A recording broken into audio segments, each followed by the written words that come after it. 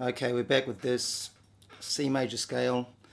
Next thing is C D, C E, C F, C G, C A, C B, C C. Learning these intervals, knowing what they're going to sound like before they happen, is pretty important for doing everything else. So you can sing them like this: C, D, C, E, C, F, etc. Or also importantly, which degree of the scale they are. 1, 2, 1, 3, 1, 4, 1, 5, 1, 6, 1, 7, 1,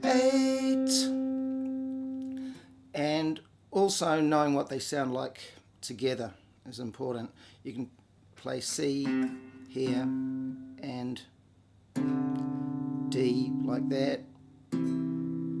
So that's major second, major third, fourth, fifth, major sixth, major seventh, and octave. Fourth and fifth are just called that because they're the same for majors and minors, unless you alter them, but we'll talk about that later. So you can practice it like that. If you get into the next octave, a second becomes a ninth, a third becomes a 10th, fourth becomes 11th, fifth is pretty much still a fifth, and a sixth becomes a 13th. One way I've got to practice this is a little string skipping exercise. Looks easy, it's not that easy. You've got to have your right hand relaxed.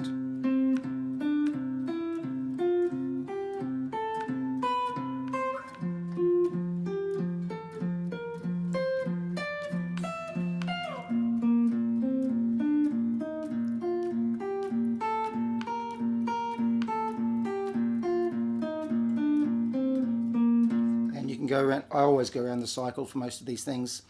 If that's a bit tricky, just find something that you can do. I mean, quite often the stretches here. If you can't really do this, what do I normally do for a...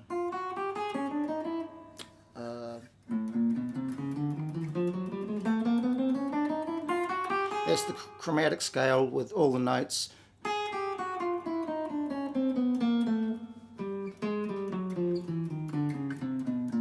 If that's too tricky for you, use these frets. Most instruments, the middle range is the easiest, so find where C is and make sure you can just do that. And then if you get further, you can go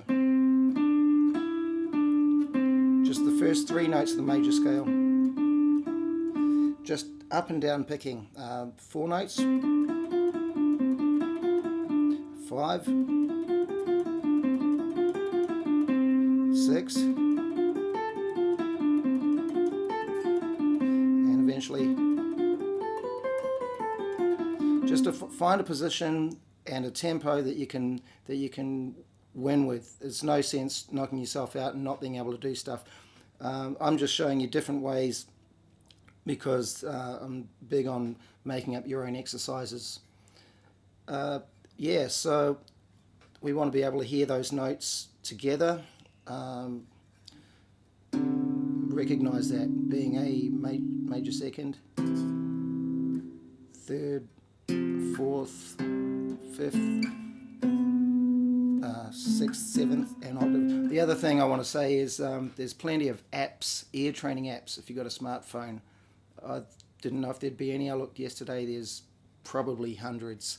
So anything you can do to train your ear at this stage to recognize intervals, just take them one at a time. For instance, you can probably get a setting that tells you it's either going to be a second or a third. Just learn 1 or 2 intervals in as many keys as you can, and then maybe add one more. So it's either going to be a fourth or a third or a second. Just find stepwise ways that you can discriminate these. If you try and bite it all off at once, it'll be tough. There will be more about this scale, but that was just the next one. See you next time.